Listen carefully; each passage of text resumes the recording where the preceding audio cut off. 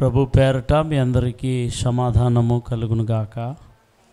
ఈ 3వ దినపు ఉపవాస డివోషన్కి ఈ ఉదయకాలమే సిద్ధపడి వచ్చినటువంటి సంఘస్థులందరికీ ప్రభు పేరట మరొకసారి వందనాలు తెలియజేస్తూ ఉన్నాను. దేవుని మహాకృపను బట్టి ప్రతి సంవత్సరం కూడా ఇటు రీతిగా 40 దినాలు ప్రభు పాదాల దగ్గర కూర్చొని ప్రభుని స్తుతిస్తూ ప్రభుని ఆరాధిస్తూ అలాగే ప్రభు సన్నిధిలో అనేక ప్రార్థన విజ్ఞాపనలని ఆయన దగ్గర మనం పెడుతూ దానికి జవాబు పొందుకుంటూ ఒక్కొక్క సంవత్సరం ఒక్కొక్క మెట్టు మనం ఎక్కుతూ ఆశీర్వదించబడుతూ ముందుకు వెళుతూ ఉన్నాం. ఇది ఒక ఎత్తు అయితే, రెండవది ఆయనను గూర్చి నేర్చుకుంటున్నాం. ఆయన మాటల్ని మనం నేర్చుకుంటున్నాం. ప్రతి సంవత్సరం కూడా ఏదో ఒక బైబిల్లో ఒక పుస్తకాన్ని మనము నేర్చుకుంటూ వస్తూ ఉంటున్నాం. కాబట్టి దేవుడికి చాలా ఇష్టమైన వాళ్ళు ఎవరానంటే ఆయనను స్తుతించేవారు, ఆయనకు ప్రార్థించేవారు, ఆయన పాదాల దగ్గర చేరి వచ్చేవారు, ఆయన బోధన వినేవారు, ఆయన బోధించే బోధలను నేర్చుకునేవారు. వారంటే దేవుడికి మహా ఇష్టం. ప్రియమైన దేవుని బిడ్డలారా, ఎందుకంటే దేవుడు మనుషులను చేసింది ఆయనతో ఉండేదానికే, ఆయన మాట వినేదానికే, ఆయనను అనుసరించేదానికే మనుషులను దేవుడు చేశాడు. అట్టి ఒక చిత్తాన్ని, అట్టి దేవుని యొక్క సంకల్పాన్ని, ఉద్దేశాన్ని ఇటు రీతిగా ఆయన పాదాల దగ్గరకు వచ్చి మనం కూర్చొని మనము నెరవేరుస్తున్నప్పుడు దేవుడు చూసి మహానందభరితులై ఆయన మనల్ని ఇంకనూ దీవించటానికి ఆయన సమర్థుడుగా ఉంటున్నాడు. సరే, మంచిది. నిన్నటి దినంలో మనము రోమీయులకు రాసిన పత్రికని మనం 16 అధ్యాయాలు ఉన్నటువంటి ఈ రోమీయులకు రాసిన పత్రికని మనం నిన్న ప్రారంభించటం జరిగింది. అయితే ఈరోజు మనము వెంబడించి ఈ రోమీయులకు రాసిన పత్రికని మనం నేర్చుకోబోతుంటున్నాము. ఈ రోమీయులకు రాసిన పత్రికని అపోస్తులుడైన పౌలు గారు రాయబడినది ఆయన చేత. తర్వాత ఇది క్రీస్తు శకము 57వ సంవత్సరంలో ఈ యొక్క రోమా పత్రికను రోమా పట్టణంలో ఉన్నటువంటి దేవుని సంఘానికి రాశాడనమాట ఈ లేఖని. తర్వాత ఈ యొక్క లేఖని ఎవరి దగ్గర ఇచ్చి పంపించినాడు అనంటే ఒక సంఘానికి పరిచారకురాలైనటువంటి పీబే అనబడినటువంటి ఆ పరిచారకురాలు దగ్గర ఈ యొక్క రోమా పత్రికను రాసి పౌలు గారు రోమా సంఘానికి పంపించటం జరిగింది. ప్రియమైన వారులారా, అయితే ఈ పత్రికని పౌలు గారు మాత్రం ఆయనే రాయకుండా ఆయన ఒకరి ద్వారా రాయించాడు, ఒకరికి చెప్పి రాయించాడు. తెర్తు అనబడినటువంటి వ్యక్తి ద్వారా రాయించాడని మనం గత దినముల్లో మనం చూసుకున్నాం. అయితే ఇప్పటికీ మనము పౌలు యొక్క రోమా పత్రిక యొక్క ఇంట్రడక్షన్, ఈ పత్రిక యొక్క పరిచయాన్ని మనము గత దినములో నిన్నటి దినములో మనము ధ్యానం చేసుకున్నాం. అయితే ఈరోజు వెంబడించి ఎక్కడైతే ఆపామో అక్కడి నుంచి మొదలు పెట్టుకుందాము. మనము రోమా పత్రిక 1వ అధ్యాయంలో 1వ వచనము 2వ వచనము, ఆ 2 వచనాలు మాత్రమే నిన్న మనం చదువుకోవటం జరిగింది. మరొకసారి అక్కడి నుంచి నేను మొదలుపెట్టి తర్వాత ఎక్కడి నుంచి ప్రారంభించాలో అక్కడ నుంచి మనం ప్రారంభించుకుందాము. యేసుక్రీస్తు దాసుడును అపోస్తలుడుగా నుండుటకు పిలువబడిన వాడును దేవుని సువార్త నిమిత్తము ప్రత్యేకింపబడిన వాడనైన పౌలు రోమాలో ఉన్న దేవుని ప్రియులందరికీ, అనగా పరిశుద్ధులుగా ఉండుటకు పిలువబడిన వారందరికీ శుభమని చెప్పి వ్రాయునది. ఇక్కడి వరకు మనం నిన్న ధ్యానించుకోవటం జరిగింది. దీంట్లో 3 విషయాలు పౌలు తన్ను పరిచయం చేసుకునేటప్పుడు పౌలులో 3 ప్రాముఖ్యమైన విషయాలని చెప్పాడు. ఒకటి, ఆయన ఎవరు, ఆయన యొక్క సెల్ఫ్ డీటెయిల్ ఆయన అక్కడ ఇస్తున్నాడు. పౌలు గారు ఎవరు అనే విషయాన్ని మూడు విషయాలను మెన్షన్ చేస్తాడు. ఒకటి, నేను యేసుక్రీస్తుకి దాసుణ్ణి, పనివాణ్ణి, యేసుక్రీస్తు యొక్క దాసుణ్ణి. రెండవది, నేను పిలువబడిన వాణ్ణి అపోస్తల సేవ చేయడానికి. మూడవది, నేను దేవుని సువార్తని ప్రకటించటానికి అనే మూడు విషయాల్ని జ్ఞాపకం చేశాడు. అవును, పౌలు గారు దాసుడు, అపోస్తలుడు, అది మాత్రం కాదు, దేవుని పని నిమిత్తమై ప్రత్యేకించబడినవాడు. అవును ప్రియమైన వారలారా, పౌలు గారి జీవితంలో మూడు ప్రాముఖ్యమైనటువంటి విషయాలు అక్కడ మెన్షన్ చేశాడు. ఇప్పుడు మనకు అర్థమైపోయింది, పౌలు గారు తనకు తానుగా సొంతంగా ఈ పరిచర్యకు రాలేదనేది మనకు తెలుస్తూ ఉంది. రెండోది, ఆయనకు తానుగా ఏదో ఊహించి రాసినవి కాదు అనేది మనకు తెలియజేస్తూ ఉంది. మనం మూడోది గమనిస్తే, అతడు పిలువబడి ఉన్నాడు అంటే స్పెసిఫిక్గా దేవుని చేత ఆయన ఏర్పాటు చేయబడి ఉన్నాడు. దేనికోసం? దేవుని సువార్త కోసం. అసలు దేవుని సువార్త అంటే ఏంటి? తర్వాత కింది వచనాలలో ఈరోజు మనం చదవబోతున్నాం. వాట్ ఈజ్ గాస్పుల్ అనేది తర్వాత వచనాలలో మనము చదవబోతున్నాం.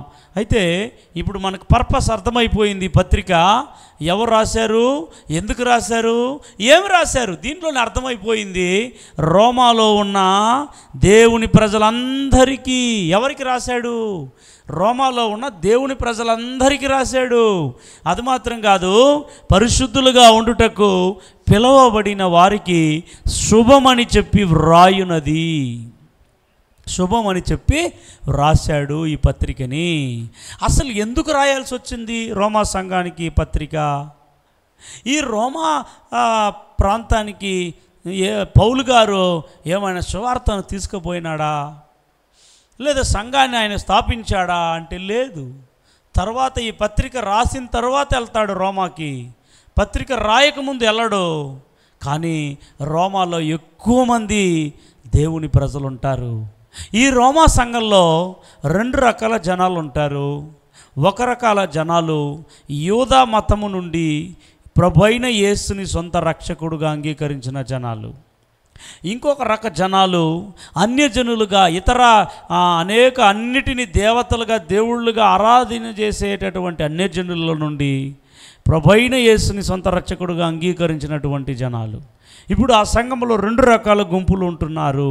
ఒక గుంపు యూదా గుంపు, యూదా క్రైస్తవులు. ఇంకో గుంపు అన్యజనుల నుండి రక్షించబడిన క్రైస్తవులు. అప్పుడు రెండు రకాల గుంపుల వాళ్ళు ఈ రోమా సంఘంలో ఉన్నారు. అయితే ఈ రోమా సంఘానికి ఈ లేఖను ఎందుకు రాశాడు పౌలు గారు అనంటే, ఈ యూదులలో ఉన్నటువంటి వారు క్రైస్తవాన్ని పుచ్చుకొని వారు సంఘముగా ఏర్పడ్డారు. బాగుంది. అయితే అన్యజనులుగా ఉండే వాళ్ళు యేసు ప్రభుని ఎరిగి సంఘములోకి రావాలంటే యూదులు పాటించే ధర్మశాస్త్రాన్ని వీళ్ళు కూడా పాటించాలి అనే ఒక చట్టాన్ని తీసుకొని వచ్చారు. నెంబర్ 1. నెంబర్ 2, వీళ్ళు ఈ అన్యజనులు రక్షణ పొందాలంటే యూదుల వలె వాళ్ళు కూడా సున్నతి పొందుకోవాలి, సున్నతి పొందుకుంటేనే రక్షణ అనే ఒక నిర్బంధమైనటువంటి కండిషన్ లోపలికి ఈ క్రైస్తవుల్ని తీసుకొని రావటం జరిగింది. అప్పుడు యూదులకు రాయాల్సిన మాటలు రాస్తూ, అన్యజనులకు రాయాల్సిన మాటలు రాస్తూ, సున్నతి పొందటంలో ఏమీ లేదు, సున్నతి పొందకపోవటంలో ఏమీ లేదు, ధర్మశాస్త్రం ఒక మనిషిని నీతిమంతుడుగా చేయలేదు, కానీ యేసు ప్రభు వారే ప్రతి మనిషిని నీతిమంతుడుగా చేస్తాడు అనే ఒక వివరణాత్మకమైన సందేశాన్ని దీంట్లో తీసుకొని వస్తాడు.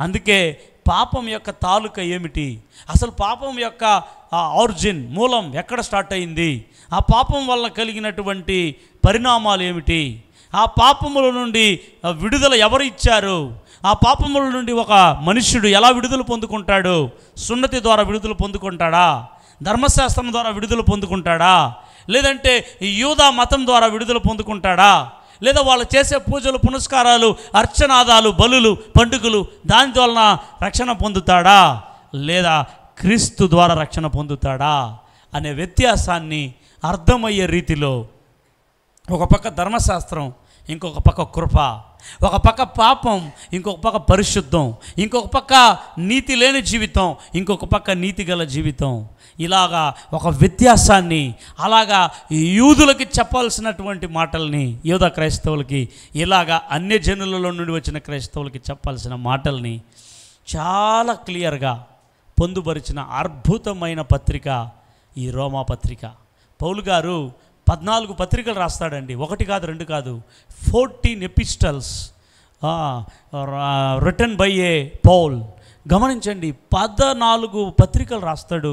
ఆ 14 పత్రికల్లో రోమా పత్రిక చాలా అద్భుతమైన పత్రిక అని చెప్పడానికి నేను చాలా సంతోషిస్తూ ఉన్నాను. ఎందుకనంటే రోమా పత్రిక ఈజ్ అ థియాలజికల్ బుక్, వేదాంత సంబంధమైనటువంటి అద్భుతమైన పత్రిక. ప్రియమైన దేవుని బిడ్డలారా, ఈ పత్రిక ఆత్మ చేత చదవాలి, ఆత్మ సహాయం చేత చదవాలి.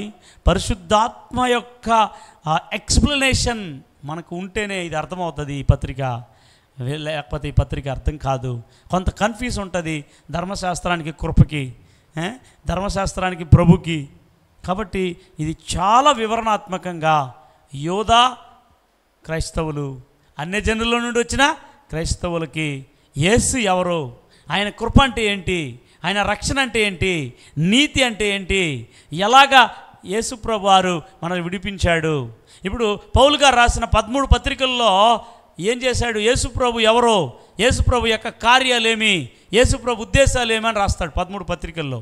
కానీ ఈ ఒక్క పత్రికలో యేసు ప్రభు గురించి ఏం రాస్తాడంటే, యేసు ప్రభు యొక్క ఆయన యొక్క సిలువ మరణం, బలియాగం, ఆయన పునరుద్ధానం, దానిలో ఉన్నటువంటి శక్తి ఏంటి, ఆ పునరుద్ధానం వల్ల మనం ఏమేమి పొందుకుంటాం, యేసు మరణం ద్వారా ఏమేమైతే కలిగింది మనకి అనే విషయాన్ని చాలా క్లియర్గా రాసినటువంటి అద్భుతమైన పత్రికే ఈ రోమా పత్రిక. అందుకే ఇది ప్రతి క్రైస్తవుడికి తెలియాలి, ఇది ప్రతి విశ్వాసికి తెలియాలి, ఇది ప్రతి సేవకుడికి తెలియాలి. ఈ యొక్క రెవల్యూషన్, ఈ యొక్క ప్రత్యక్షత ఎవరైతే పొందుకుంటారో వాళ్ళని ఎవరు కూడా కదల్చలేరు. క్రైస్తవ జీవితంలో వారిని ఎవరు కూడా టచ్ చేయలేరు. అంత పవర్ఫుల్ అయినటువంటి వాక్యాలు కలిగినటువంటి పత్రికే ఈ యొక్క రోమా పత్రిక. హల్లెలూయా. ఇప్పుడు మీకు అర్థమైపోయింది ఒక మోస్తారు ఈ కోణంలో ఆలోచనతో పత్రికను చదివినప్పుడు మీకు క్లియర్గా సందేహం లేకుండా అర్థమవుతుంది. అయితే పత్రిక ఎవరు రాశారు, ఎవరికి రాశారు, రాశారు, ఇది పక్కాగా తెలియాలి.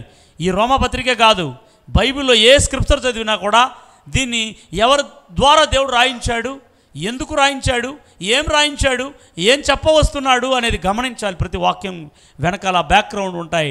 అప్పుడే నీకు లేఖనాలు అర్థమవుతాయి, అప్పుడే దేవుని మనస్సు అర్థమవుతాయి, అప్పుడే దేవుని చిత్తం ఏమిటో అర్థమవుతాయి, దేవుని ప్రణాళిక ఏంటో అర్థమవుతాయి, దేవుని సంకల్పం ఏమిటో అర్థమవుతాయి. ఆ ప్రతి వాక్యం వెనకాల ఆయన ఒక ప్రగాఢమైన సంకల్పం ఉంది. అది ఆ సంకల్పాన్ని వదిలేసి కేవలం వాక్యం చదువుకుంటూ వెళ్తారు మనోళ్ళు. కేవలం వాక్యం చదివితే ఆ సంకల్పం తెలియదు నీకు, దాని బ్యాక్గ్రౌండ్తో చదవాలి. అప్పుడే ఆయన ఉద్దేశాలు అర్థమవుతాయి, ఆయన మనసు ఏంటో అర్థమవుతాయి. హల్లెలూయా. రైట్. ఇప్పుడు ఈరోజు యొక్క ధ్యానానికి మనం వెళదాం. ఈరోజు యొక్క ధ్యానంలో 2 మాటలు మాత్రమే ఈరోజు మనం ధ్యానం చేసుకోబోతున్నాం. ఎందుకంటే సమయము మనకు 1/2 అవర్ సమయం కాబట్టి దేవునికి స్తోత్రం. రేపటి నుంచి ఇంకొంచెం మీరు త్వరగా రాగలిగితే 6:15 కల్లా వెళ్ళి 7 వరకు 3/4 గంట అయినా మనం ధ్యానం చేసుకోవడానికి ప్రయత్నం చేద్దాం. దేవునికి స్తోత్రం. కాబట్టి తర్వాత వచనాన్ని మనం చూసినప్పుడు, మన తండ్రి అయిన దేవుని నుండి, ప్రభు అయిన యేసుక్రీస్తు నుండి కృపా సమాధానములు మీకు కలుగునుగాక. ఫస్ట్ వాక్యంలో ఆయన యొక్క ఇంట్రడక్షను, తర్వాత ఆయన ఎవరు, ఆయన ఏం రాయడానికి వచ్చాడు, ఎవరికి రాస్తున్నాడు అని చెప్పాడు. అయితే ఇప్పుడు ఆయన చెప్తా ఉన్నాడు, ఆ సంఘాన్ని చూసి, ఆ సంఘానికి ఒక బ్లెస్సింగ్, ఆ సంఘానికి ఒక మాట, అద్భుతమైనటువంటి ఒక మాట ఏమంటే, కృపా సమాధానములు మీకు కలుగునుగాక. ఎవరెవరి నుండి? తండ్రి అయిన దేవుని నుండి, ప్రభు అయిన యేసుక్రీస్తు నుండి కృపా సమాధానములు మీకు కలుగుగాక. హల్లెలూయా. 2 వర్డ్ దాంట్లో గుర్తుపెట్టుకోవాలి. ఈ కృప, ఈ సమాధానము అనేది ఎక్కడి నుంచి వస్తూ ఉందంటే, మన తండ్రి అయిన దేవుని నుండి, మన ప్రభు అయిన యేసుక్రీస్తు నుండి, పౌలు నుండి కాదు. గుర్తుపెట్టుకోవాలి, ఆ తండ్రి నుండి వస్తుంది, తర్వాత యేసు ప్రభుల వారి నుండి ఈ కృప, ఈ సమాధానం మీకు కలుగునుగాక అని రాస్తా ఉన్నాడు. అయితే ఈ పౌలు గారు రాసిన 14 పత్రికలు కానీ మీరు ఒక్కసారి చదివి ఉంటే ఆ 14 పత్రికల్లో మనకు కనిపించేది ఏమిటి అని అంటే, ప్రతి పత్రిక ఆరంభించేటప్పుడు, ప్రతి పత్రిక రాసేటప్పుడు, ఆ పత్రికను ముగించేటప్పుడు పౌలు గారు ఈ మాటని వాడారు. మీరు వెళ్ళి కొరింథీ పత్రిక నుంచి హెబ్రీ పత్రిక వరకు మీరు చదవగలిగితే ఆయన రాసిన ప్రతి పత్రికను ప్రారంభించేటప్పుడు ఈ కృప, సమాధానము అనే మాటతోనే ప్రారంభిస్తాడు. తర్వాత ముగించేటప్పుడు కృపతోనైనా ముగిస్తాడు, లేదా సమాధానంతో అయినా ముగిస్తాడు. హల్లెలూయా చెప్తారా? తర్వాత ఇంకో పదం కూడా యాడ్ అవుతుంది. కొన్ని పత్రికల్లో కనికరం అనే పదం యాడ్ అవుతుంది. ఈ 3 పదాలనే వాడాడు. మొదటిది కృప, సమాధానం. ఇంకొన్ని పత్రికల్లో మాత్రమే కనికరం అనే మాట వాడాడు. ప్రియమైన దేవుని బిడ్డలారా, మీరు ఒక 2 పత్రికల్లో చూడండి, మీకు అర్థమవుతుంది. అప్పుడు మీరు గోత్రు అవడానికి వీలుగా ఉంటుంది. మొదటి కొరింథీయులకు రాసిన పత్రిక 1వ అధ్యాయము 2వ వచన భాగంలో కూడా 3వ వచన భాగంలో నేను చదువుతాను. మన తండ్రి అయిన దేవుని నుండి, ప్రభు అయిన యేసుక్రీస్తు నుండి కృపా సమాధానములు మీకు కలుగుగాక. హల్లెలూయా. చూసారా? 1 కొరింథీయులు 1వ అధ్యాయం 3వ వచనంలో ఉంటుంది. తర్వాత ఈ కొరింథీయుల పత్రికని క్లోజ్ చేసేటప్పుడు చూడండి, ఆ క్లోజింగ్, పత్రిక క్లోజింగ్ ఎక్కడ అవుతుంది? 16వ చాప్టర్. 1 కొరింథీయులు 16వ చాప్టర్. 16వ చాప్టర్లో క్లోజింగ్ అయ్యేటప్పుడు 23వ వచనంలో చూడండి, 16:23లో ప్రభు అయిన యేసుక్రీస్తు కృప మీకు తోడయుండును గాక. హల్లెలూయా చెప్తారా? ఒకటి ఎగ్జాంపుల్ చూపించాను. ఇలా అన్ని పత్రికలు చూపిస్తే ఈరోజు అదే ప్రసంగం అయిపోతుంది మళ్ళీ. ఆమేన్. కాబట్టి నేను క్లూ ఇచ్చాను మీకు. ఇప్పుడు మీరు ఫాలో అవ్వాలి, ఇప్పుడు మీరు ప్రొసీడ్ అయిపోవాలి. హల్లెలూయా చెప్తారా? కాబట్టి పౌలు గారు రాసిన ప్రతి పత్రిక యొక్క ఆరంభము కృప, సమాధానంతో ఆయన ఆరంభిస్తున్నాడు. తర్వాత ముగింపు కృపతోనైనా, సమాధానంతోనైనా, కనికరంతోనైనా ముగిస్తున్నాడు. అంటే అర్థం ఏమిటి గమనించండి. ఒక రోమా సంఘానికి మాత్రము ఆ కృప, సమాధానం కాదు, ప్రతి వారికి ఆ కృప, సమాధానం కావాలి. ఆమేన్ చెప్తారు గట్టిగా. ఎందుకు అనంటే మానవులకు ఈ కృప, ఈ సమాధానం చాలా చాలా అవసరమై ఉన్నది. హల్లెలూయా. ఎందుకు అనంటే పాపము చేసినప్పుడు, దేవునికి దూరం అయినప్పుడు మనిషి మొట్టమొదటగా కోల్పోయేది సమాధానాన్ని కోల్పోతాడు. సమాధానాన్ని కోల్పోవడం మాత్రం కాదు, అతడు రక్షణ పొందుటకు అర్హత లేనివాడుగా కూడా అయిపోతాడు. అప్పుడు అర్హత లేని వాళ్ళని కూడా రక్షించేదే కృప. అప్పుడు కృప కావాలి, సమాధానం కావాలి. ఏమని చెప్తారు గట్టిగా? అందుకే ఈ పదం ఊరక రాయలేదు పౌలు గారు. ఈ పదం పరిశుద్ధాత్మ దేవుడు పౌలు ద్వారా ఊరక రాయించలేదు. మనుషులందరికీ ఏం కావాలంటే కృప, సమాధానం. హల్లెలూయా. దీని గురించి నేను ఫుల్ డీటెయిల్స్గా లేఖనాల్లో చదివేటప్పుడు ఆ కృప గురించి చాలా వస్తూ ఉంటాయి. మీరు గమనించినప్పుడు పౌలు గారి యొక్క ఫుల్ కాన్సన్ట్రేషన్ అంతటా కూడా ఆయన కృపా సమాధానం మీద ఆయన రాయటం మనం చూస్తూ ఉంటాం. కాబట్టి ఈ కృప అంటే ఏంటో, ఈ సమాధానం అంటే ఏంటో, ఈ కృపను ఎవరిచ్చారు, ఈ సమాధానాన్ని ఎవరిచ్చారు అనే విషయాన్ని మనం కొన్ని మాటలు మాత్రం చూసుకొని మనం ముందుకు వెళ్ళగలిగితే మనకి దీవెనకరంగా ఉంటుంది. మొదటిది మనం గమనించినప్పుడు కృప వచ్చింది, తర్వాత సమాధానం వచ్చింది. కాబట్టి ఈ 2 మాటల్ని మనము ధ్యానం చేసుకుందాము. కృప ఎవరి ద్వారా వచ్చింది, సమాధానం ఎవరి ద్వారా వచ్చింది అని మనం చూసుకుంటే, ఆ కృపను, ఆ సమాధానమైనటువంటి యేసును పరలోకపు తండ్రి ఈ భూలోకానికి పంపించడం ద్వారా, అలాగ తండ్రి కుమారుల ద్వారా ఈ కృప, ఈ సమాధానం ఈ భూమి మీదకి వచ్చింది. కాబట్టి లేఖనాల్లో మనం చూద్దాం. మొట్టమొదటి లేఖనము మనం తీసుకుని చదువుకుందాము.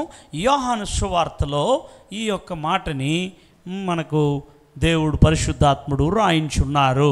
చూడండి, యోహాను సువార్త 1వ అధ్యాయము 14వ వచనంలో రాయబడింది. ఆ వాక్యము శరీరధారి అయి కృపా సత్య సంపూర్ణుడుగా మన మధ్య నివసించెను. తండ్రి వలన కలిగిన అద్వితీయ కుమారుని మహిమ వలె మనము ఆయన మహిమను కనుగొంటిమి. హల్లెలూయా చెబుతారా? ఇక్కడ మనకి ఒక 3 విషయాలు మనకు బయలుపడుతూ ఉంది ఈ వాక్యంలో. మొదటి విషయం ఏమిటంటే ఆ వాక్యము అని రాయబడి ఉన్నది. ఏ వాక్యము అని నన్ను అడిగితే ఆదిలో ఉండిన వాక్యము, దేవుడి దగ్గర ఉండిన వాక్యము, దేవుడై ఉండిన వాక్యము. హల్లెలూయా. అప్పుడు ఆదిలో యేసు ప్రభువారు శరీరంలో రాకముందు ఆయన ఎలా ఉండేవాడు అంటే వాక్యమై ఉన్నాడు. ఆమె చెప్తారా? Jesus is a word. యేసు ప్రభువారు వాక్యమై ఉన్నాడు. ఎప్పుడు? శరీరం లోపలికి ఆయన రావడానికి ముందటి వరకు ఆయన వాక్యమై ఉన్నాడు. దాంట్లో 1:1 రాయబడింది యోహాన్లో, ఆది యందు వాక్యము ఉండెను, వాక్యము దేవుని యొద్ద ఉండెను, వాక్యము దేవుడై ఉండెను. హల్లెలూయా. కాబట్టి ఆదిలో యేసు ప్రభువారు ఎలా ఉన్నాడు అంటే వాక్యమై ఉన్నాడు అని చెప్పాలి. హల్లెలూయా. దేవుడు ఆదిలో ఎలా ఉన్నాడు? శరీరమును ఆయన దాల్చడానికి ముందు ఉన్నాడు. యేసు శరీరంలోకి రావడానికి ముందే ఉన్నాడు. నిత్యత్వం నుండి నిత్యత్వం వరకు ఉన్నాడు. జగత్తోత్పత్తికి ముందు నుండే ఉన్నాడు. ఆయనను ఎవరు చేయలేదు, ఆయనకు ఆయనే ఉన్నాడు. ఆయన స్వయంభవుడు, ఆయన సెల్ఫ్ ఎగ్జిస్టింగ్ గాడ్. ఆయనను ఎవరు కూడా చేయజాలరు. దేవుణ్ణి ఎవరైనా చేస్తే ఆయన కూడా మానవ సృష్టి వలె సృష్టి అవుతాడు కదా. ఆయన సృష్టికర్త కాబట్టి ఆయన వాక్యమై ఉన్నాడు. అయితే ఎప్పటి వరకు ఉన్నాడు వాక్యమై ఉన్న ఆయన ఈ లోకంలో శరీరమును దాల్చుకునేంత వరకు ఆయన వాక్యముగా ఆయన ఉన్నాడు. హల్లెలూయా. ఇప్పుడు ఆ వాక్యముగా ఉన్న ఆయన శరీరం ధరించుకున్నాడు. ఆ శరీరం ధరించుకోవడానికే ఒక కన్యక అవసరమైంది. ఆ కన్యక మరియా. ఆ మరియ గర్భంలో పరిశుద్ధాత్మ యేసు ప్రభుని ఒక శరీరంగా తయారు చేసింది. ఈ శరీరము గర్భంలో తయారవ్వాలంటే ఆడమగ కలవాలి. అది మనిషి జన్మ. అయితే దైవమే మనిషిగా వచ్చినప్పుడు అది అలాగ జరగాల్సిన అవసరం లేదు. పరిశుద్ధాత్ముడే ఆ యొక్క శరీరాన్ని ఇచ్చాడు. హల్లెలూయా. అలా శరీరాన్ని ధరించుకున్నటువంటి యేసు ఈ లోకంలో పుట్టాడు. ఎందుకు పుట్టాడు అని అంటే ఆ వాక్యంలో క్లియర్గా రాయబడింది, కృపా సత్య సంపూర్ణుడుగా మనం మధ్య నివసించుటకు. హల్లెలూయా. ఏమి సత్యమో? కృప సత్యమో. హల్లెలూయా. ఇక్కడ ఇంకొకటి యాడ్ అవుతుంది. పౌలు రాసేటప్పుడు కృపా సమాధానం అని రాస్తాడు. ఇక్కడ యేసు ప్రభులో సమాధానంతో పాటు సత్యం కూడా ఆయనే అనే విషయాన్ని యోహాన్ భక్తుడు రాస్తున్నాడు. కృప ఆయనే, సత్యం కూడా ఆయనే. కృప ఆయనే, సత్యం కూడా ఆయనే. ఎందుకు ఈ లోకానికి ఆయన వచ్చినాడు అని అంటే విలువ లేని, అర్హత లేని ప్రతి మనిషిని కూడా నేను రక్షిస్తాను అని రావటానికే ఆయన కృపా సత్య సంపూర్ణుడుగా మనం మధ్య నివసించటానికి ఈ లోకానికి వచ్చాడు. హల్లెలూయా. తర్వాత ఆ వాక్యంలో రాయబడి ఉన్నది, ఆ 14వ వచనం తర్వాత తదుపరి, తండ్రి వలన కలిగిన అద్వితీయ కుమారుని మహిమ వలె మనము ఆయన మహిమను కనుగొంటిమి. హల్లెలూయా. గమనించండి, దేవుడు ఒక్కడే, కానీ దేవునిలో 3 పర్సన్స్ ఉన్నారు. 3 పర్సన్స్. దేవుడు ఒక్కడే, 3 పర్సన్స్ ఉన్నారు. మొదటి person father, second person son, third person holy spirit. హల్లెలూయా. ఇప్పుడు ఫస్ట్ పర్సన్ అయిన ఫాదర్ని ఎవరు చూడలేదు ఇంతవరకు. ఫాదర్ని ఎవరు ఎప్పటి నుంచి? ఆది నుండి చూడలేదు ఎవరు. ఫాదర్ని చూడలేం, ఫాదర్ ఆఫ్ గాడ్ని చూడలేం. అందుకని ఫాదర్ ఆఫ్ గాడ్ని చూడలేం కాబట్టి ఆ దైవత్వంలో 2వ పర్సన్ అయిన సన్ ఈ లోకానికి వచ్చాడు. అందుకే రాయబడింది తండ్రి వలన కలిగిన అద్వితీయ కుమారుని మహిమ వలె మనం ఆయన మహిమను కనుగొంటిమి. ఇప్పుడు ఫాదర్ ఆఫ్ గాడ్ ఆయన ఎవరు చూడలేరు. చూసిన వాడు ఎవడో బతకలేడు. మీరు మంచి మధ్యాహ్నంలో సూర్యుని మీరు చూడగలరా? ఎందుకని సూర్యుని చూసే అంత కళ్ళు మనకు లేవు, అంత పవర్ మన కళ్ళలో లేవు. హల్లెలూయా. సూర్యుడు దేవుని వాక్కు చేత చేయబడినవాడు. దేవుని వాక్కులో చేయబడిన సూర్యుడినే చూడలేని మనము కోటి కిరణముల కాంతి కంటే ఎక్కువ కలిగిన వాడు ఆయన మాట ద్వారా చేయబడిన సూర్యునే నువ్వు చూడనప్పుడు ఆ ఫాదర్ ఆఫ్ గాడ్ ఎంత పవర్, ఎంత తేజోమయుడిగా ఉంటాడు. ఆయన చూసేదానికి నేత్రాలు సాలవు. అందుకని ఆయనను ఎవరు కూడా చూడరు. అందుకనే ఆయనను చూడలేదు కాబట్టి దేవుడు లేదు అనడానికి వీల్లేదు.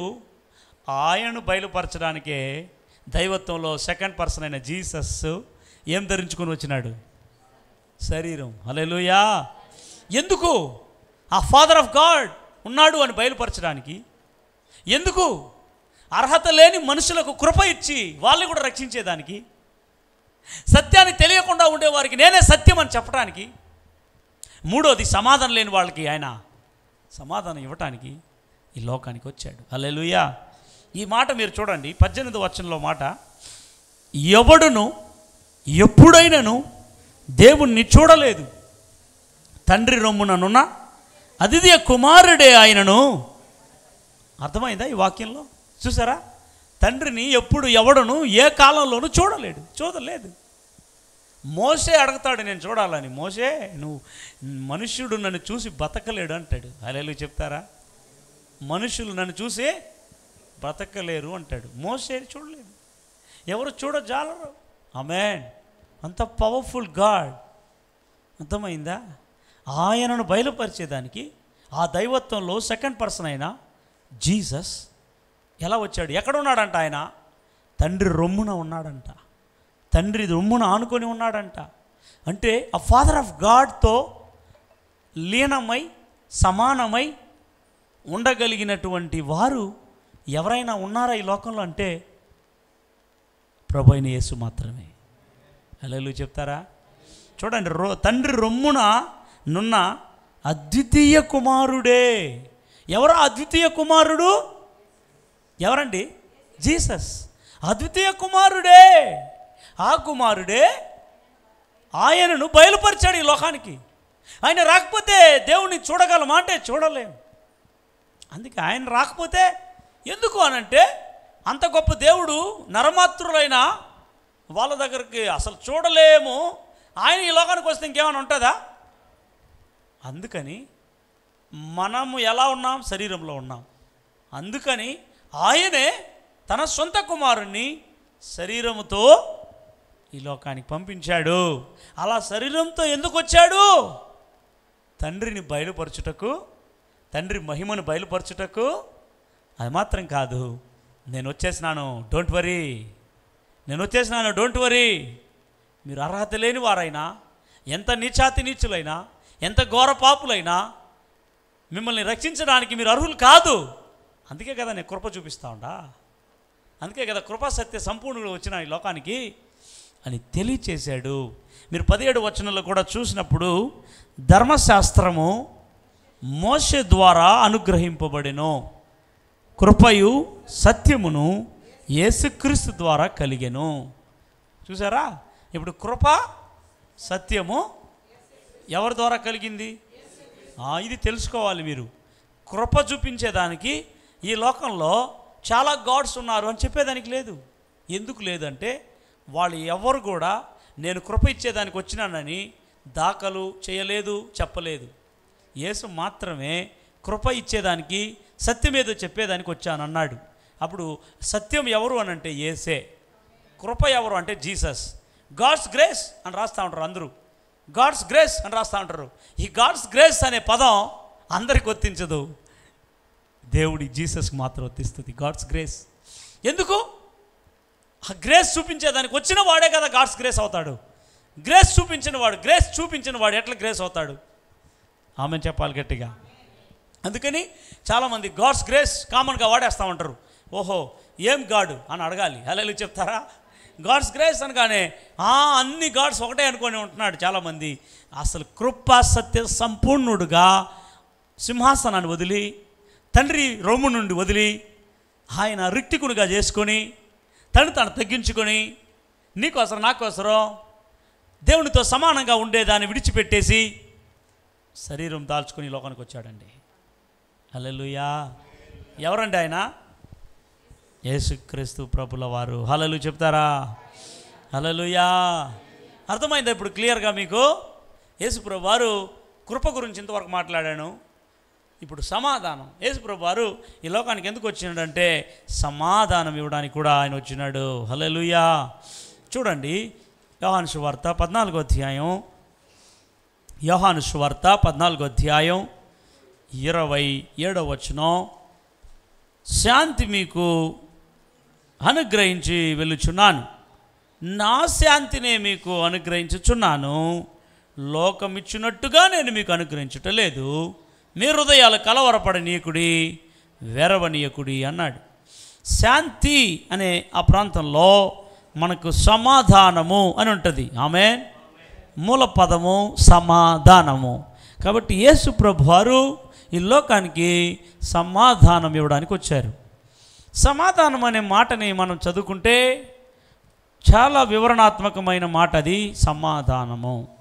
ప్రియమైన దేవుని బిడ్డలారా, ఎప్పుడైతే ఈ సమాధానాన్ని మనిషి కోల్పోయినాడంటే ఏదైనా తోటలోనే కోల్పోయినారండి. సమాధానాన్ని ఎక్కడ కోల్పోయినారు? సమాధానం అంటే ఏమిటి? ఇద్దరి మధ్యలో ఉండే ఐక్యత, ఇద్దరి మధ్యలో ఉండే ఒక అన్యోన్యం. అదే ఆమేన్. హల్లెలూయా. ఒకరు ఇప్పుడు ఫర్ ఎగ్జాంపుల్ హస్బెండ్ వైఫ్ మనం తీసుకున్నప్పుడు ఎగ్జాంపుల్, భర్త భార్యని ఏమన్నా లేదా భార్య భర్తని ఏమన్నా వాళ్ళ మధ్యలో ఏం పోతుంది? ఫస్ట్ పోతుంది. హల్లెలూయా చెప్తారా? నిజమా కాదా? సమాధానం పోయినప్పుడు భార్య పోయి భర్తతో మాట్లాడాలన్నా ఇట్లా తిరుక్కుంటాడు, లేదా ఆమె ఇట్లా తిరుక్కుంటాడు, ముఖాలని తిప్పుతూ ఉంటారు. వాళ్ళ లోపల ఏం పోయింది? సమాధానం పోయింది. ఎందువలన? ఏదో ఒక మాట వలన, ఏదో ఒక చేయకూడని మాట వినలేదో సంథింగ్ ఏదో ఒకటి ఉంటుంది. సమాధానం పోవడానికి, కాజేయడానికి సంథింగ్ అక్కడ వారి మధ్యలో ఒక బ్రేకింగ్ తీసుకొస్తుంది. అది ఏంది అని అంటే పాపం. ఎక్కడ తీసుకొచ్చింది? ఏదైనా తోటలో. ఎవరెవరికి బ్రేకింగ్స్ అయిపోయింది? దేవుడికి నరులకు. అప్పుడు దేవుడికి నరులకు ఎప్పుడైతే మధ్యలో ఈ పాపం అనేది దూరిందో అప్పుడు దేవుడు ఒక పక్క అయిపోయినాడు, నరుడు ఒక పక్క అయిపోయినాడు. వీళ్ళిద్దరికి ఏం పోయింది? సమాధానం పోయింది. అంటే ఇద్దరు విడిపోయినారు, వీళ్ళిద్దరు దూరం అయిపోయినారు. ఎంత దూరం అయిపోయినారంటే కలుసుకోలేనంత దూరం అయిపోయినారు, ఇంకా ఒకటి కాలేనంత దూరం అయిపోయినారు. ఇంకా అసలు దేవుడు మనుషుడు రాలేడు. అలా ఒక సమాధానం లేని స్థితిలోకి మానవాళి వెళ్ళిపోతే, అలా దూరం అయిపోయిన మానవాళిని మరలా ఒకటి చేయాలనే ఆమెను చెప్పాలి. ఇప్పుడు ఇంత దూరం అయిపోయిన మానవాళి మళ్ళీ ఒకటవ్వాలంటే మానవుడు ఎంత దగ్గరికి వచ్చినా కూడా మానవునికి దగ్గర పోయేదానికి ఆస్కారం లేనంత ఘోరాది ఘోరమైన ఈ పాపం అనేది ఒక గోడలాగా ఆగిపోయింది, మనిషిని ఆపేసింది. ఈ పాపాన్ని వెళ్ళగొట్టుకోవాలి అని చెప్పేసి ఆది కాలం నుండి మనుషులు వాళ్ళ సొంత జ్ఞానాన్ని ఉపయోగించి, వాళ్ళ సొంత తెలివితేటలను ఉపయోగించి దేవుని కలుసుకునేదానికి ఇది చేస్తే కలుసుకోవచ్చు, అది చేస్తే కలుసుకోవచ్చు అని చెప్పి సొంతమైనటువంటి ప్రయత్నాలు ఆనాటి నుండి నేటి వరకు చేస్తూనే ఉన్నాడు. సొంత మనిషి యొక్క సొంత నీతి ద్వారా, సొంత క్రియల ద్వారా, సొంత నాలెడ్జ్ ద్వారా, సొంత ప్రయత్నాల ద్వారా మానవుడు దేవునితో సమాధాన పడలేడు.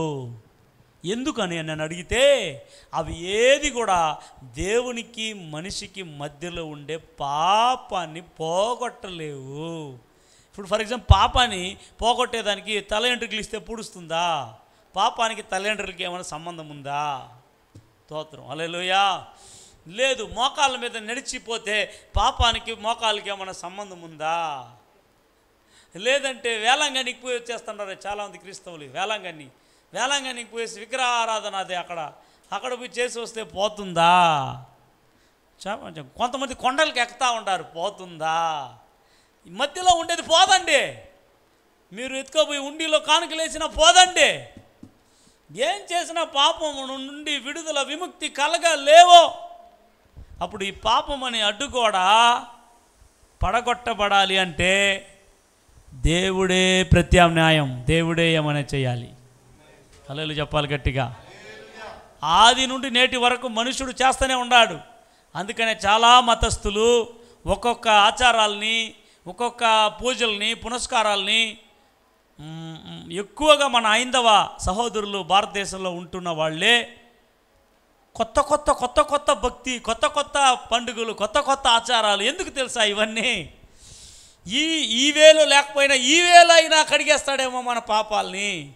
ఈ వేలో లేకపోతే ఈ వేలో మొక్కితే కొంతమంది గుంజులు పెట్టి మొక్కుతారు, కొంతమంది ఇట్లా చెంపదప్పులు వేసుకొని మొక్కుతారు, కొంతమంది దుర్లుతా మొక్కుతారు, కొంతమంది ఎన్నెన్నో చెప్పి మొక్కేస్తూ ఉంటారు. ఎన్ని నామాలు ఉన్నాయి అన్ని నామాలు చెప్పి మొక్కేస్తున్నారు. ఎందుకంటే ఒక నామం లేకపోయినా ఇంకొక నామంలో అయినా దేవునితో కలిసిపోవాలన్న ఆరాటమే వాళ్ళది కూడా. వారు తెలియక చేస్తున్నారు. వాళ్ళ యొక్క ఆ ప్రణాళిక ఏం తెలుసా వాళ్ళది కూడా? ఎలాగైనా నేను కూడా ఎవరిని చేరుకోవాలి. అదే ముస్లిం అయినా, హైందవుడైనా, జైనుడైనా, బౌద్ధుడైనా ఏం లేదు, వాళ్ళ సొంతమైన ఓవర్గా వాళ్ళు వెళ్ళిపోతున్నారు. పీక్ స్టేజ్కి వెళ్ళిపోతుంది వాళ్ళది. పీక్ స్టేజ్కైనా వెళ్ళు, స్టార్టింగ్ స్టేజ్లో అయినా ఉండు, ఎట్లయినా చెయ్యి.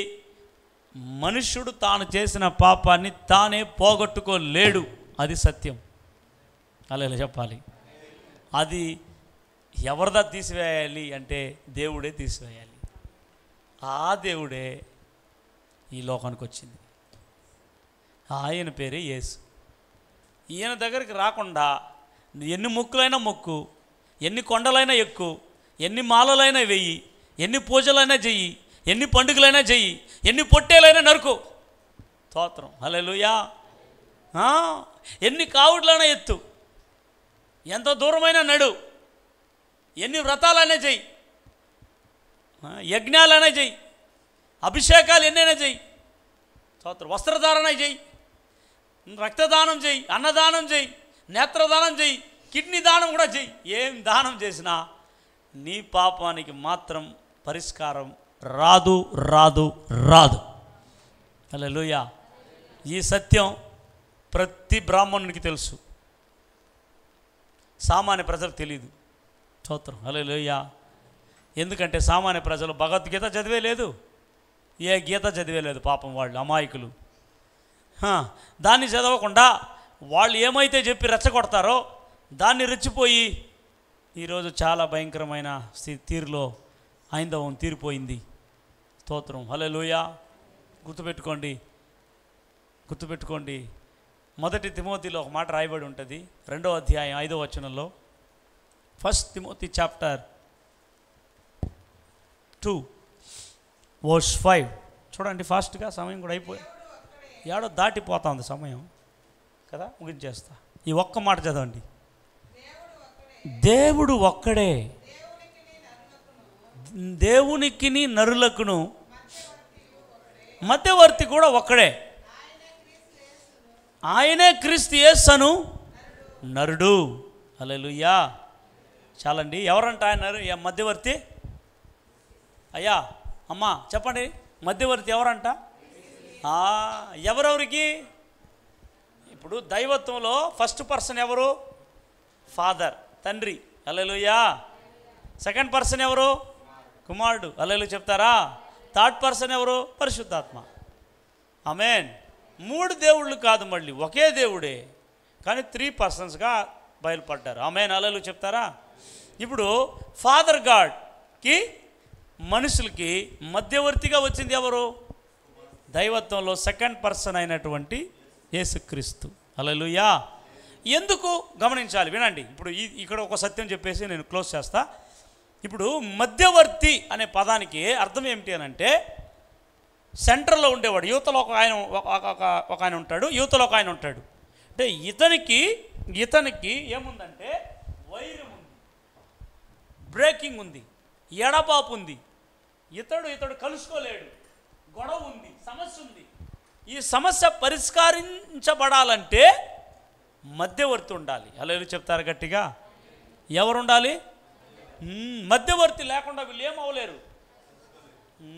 అది దేవుడికి మనుషులకి ఇలా డీవియేషన్ అయిపోయింది. ఏదైనా తోటలో నుండి ఇలా దూరం అయిపోయినారు. ఇలా దూరం అయిపోయిన మానవుల్ని కలిపేదానికే ఏముంది అడ్డంగా? పాపం. ఆ పాపాన్ని తన్ని, ఆ పాపాన్ని కడిగి, ఆ పాపాన్ని తొలగించి దేవుణ్ణి, తర్వాత ఎవరిని? మనుషుల్ని సమాధానపరచడానికే మధ్యవర్తి అయిన యేసు లోకానికి వచ్చాడు. మధ్యవర్తి అనే ఆ వ్యక్తికి గమనించాలి, ఇక్కడ సత్యం చెప్పి ముగిస్తున్నా. మధ్యవర్తిగా ఉండే వ్యక్తికి, మధ్యవర్తిత్వం చేసే వ్యక్తికి యువతల వ్యక్తిని గురించి తెలియాలి, యువతల వ్యక్తిని గురించి తెలియాలి. ఆమెన్ చెప్పాలి గట్టిగా. ఆమెన్. ఇప్పుడు ఫర్ ఎగ్జాంపుల్ యువతల వ్యక్తిని గురించే తెలుసు అనుకోండి, ఇతడు ఫేవర్గా మాట్లాడతాడు. ఏమంటారు? నిజమా కాదా? అప్పుడు ఇతనికి ఇటువైపు ఉండే వ్యక్తికి ఈ మధ్యవర్తి ఫేవర్గా మాట్లాడితే అప్పుడు యువతల వ్యక్తికి ఆపోజిట్ అవుతాడు. అవునా కాదా? అప్పుడు ఆపోజిట్ అయితే వీళ్ళిద్దరు మళ్ళీ కలవగలుగుతారా?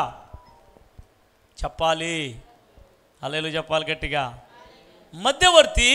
అందుకనే ఇక్కడ ఫాదర్ గాడ్ని గురించి తెలుసు, ఆయన రొమ్ములోనే ఉన్నాడు ఆయన. యువతల వ్యక్తి, యువతలో ఉన్న మానవాళి కోసం ఫాదర్ దగ్గర నుంచి కిందికి వచ్చేసినాడు, కిందికి దిగేసి. స్తోత్రం. హల్లెలూయా చెప్తారా? ఎందుకో మన గురించి తెలియాలి, ఆయన గురించి ఆల్రెడీ తెలుసు. ఇప్పుడు ఎవరి గురించి తెలియాలి? ఇప్పుడు మన గురించి తెలియాలంటే మన దగ్గరికి రావాలి. అవునా కాదా?